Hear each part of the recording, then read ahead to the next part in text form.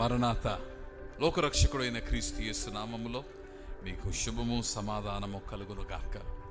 జీవహారమును ఈ కార్యక్రమమును బట్టి మీరు ఆదరింపబడుతూ ఉన్నారని మేము నమ్మొచ్చు, దేవుని స్తుతించుచూ ఉన్నాము. దేవుని ఎన్నికలో ఉన్న నరుడు నడిపింపబడతాడు. ఈ మాటను చెప్పుటకు పాత నిబంధనలో గొప్ప నాయకుడైన మోషేను నేను ఉదాహరణగా తీసుకున్నాను. మోషే జీవితమును మనము చూచినప్పుడు it is not a life of comfort, సౌఖ్యముతో నిండిన జీవితము కాదు. It is rather a life that is full with much strife. వేదనతో నిండిన జీవితము, పోరాటములో కలిగిన జీవితము మోషే జీవితము. మోషే జీవిత ఆరంభాన్ని మనము చూచినప్పుడు it began on the note of death. మరణము సంభవించవలసిన సందర్భములో మోషే జీవితము ప్రారంభమైంది. ఫరో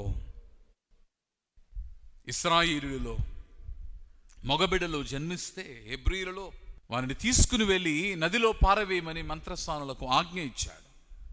కానీ వారికి చిక్కకుండా భద్రము చేయబడ్డాడు మోషే. 3 నెలలు తన తల్లి దగ్గర భద్రము చేయబడ్డాడు మోషే.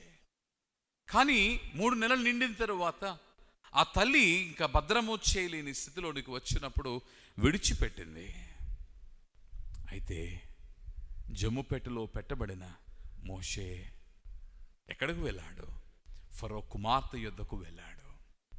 ఇక్కడ what we find is we actually find the hand of God. దేవుని చేతిని మనము చూడవచ్చు.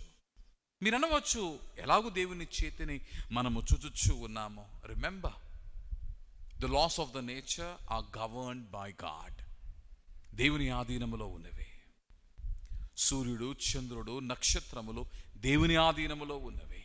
నీరు, గాలి దేవుని ఆధీనములో ఉన్నవి. The flow of water indeed is dictated by the laws of God. దేవుని యొక్క ఆజ్ఞ మేరకి, దేవుడు నియమించి ఉన్న ఆజ్ఞలకు మేరకి సృష్టి పనిచేస్తూ ఉంది. మోషే విడిచిపెట్టబడ్డాడు. తన తల్లి అయిన మరియ, ఆ తల్లి మోషే విడిచిపెట్టబడ్డాడు. తన తల్లి భద్రము చేయలేకపోయినను కూడా దేవుడు భద్రముగా ఫరో కుమార్తె యొద్దకు తీసుకుని వచ్చాడు. ఈ మాటను మీకు చెప్పడానికి గల కారణం ఏమిటి అంటే, Moses was in the sight of God. దేవుని దృష్టిలో మోషే ఉన్నాడు. అందుకనే ఈ ఐగుప్తు దేశమును వీడనాడి తాను వెలియునను మరొక దేశమందు నివాసి అయి యుండియునను అయినను మరలా దేవుడు మోషేతో అక్కడ మాట్లాడుతూ ఉన్నాడు. అక్కడ పిలుచుకున్నాడు. ఆ పిలుపునిచ్చి ఐగుప్తు దేశమునకు తీసుకుని వచ్చి తన ప్రజలైన వారిని, ఇశ్రాయేలులైన వారిని ఐగుప్తు బంధకము నుండి విడిపించాడు. అందుకనే నాడు మోషేని పిలిచిన ఆ దేవుడు పిలిచిన నాటి నుండి వారిని అద్దరి చేర్చు వరకును కూడా మోషేని నడిపించాడు. మోషేకు ముందుగా నడిచాడు.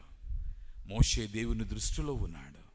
తద్వారా మోషే మరణము ఎదుర్కొను గడియలు అనేకమైనవి మోషే జీవితంలో కలిగి ఉన్నను, వాటినన్నిటినీ అధిగమించాడు. నీవు కూడా దేవుని దృష్టిలో ఉన్నట్లయితే, దేవుని పిలుపును నీవు అందుకున్నట్లయితే, దేవుని ఏర్పాటులో నీవు నియమింపబడినట్లయితే దేవుడు నీతో ఉండివాడై ఉన్నాడు. నేను విడిచిపెట్టాడు. ఒకవేళ నేను భద్రము చేయవలసిన వారు సైతము ఒకవేళ నిన్ను నీటిలో విడిచిపెట్టనను ఆయనను దేవుడు నిన్ను దృష్టిస్తాడు. యోనాపై దేవుని యొక్క పిలుపు ఉన్నది. అందుకని మత్స్యము కడుపులోనికి వెళ్ళినను భద్రము చేయబడ్డాడు. నీవు దేవుని దృష్టిలో ఉన్నవాడవైతే, దేవుని పిలుపునందుకొని ఆ పిలుపు చేత నియమింపబడిన వాడవైతే, పని కొరకు ఏర్పాటు చేయబడిన వాడవైతే దేవుడు నిన్ను దృష్టిస్తాడు. భయపడవద్దు. నిన్ను ముంచే, నీ జీవితమును అంతము చేసే శ్రమలు నీకు కలిగినను భయపడవద్దు.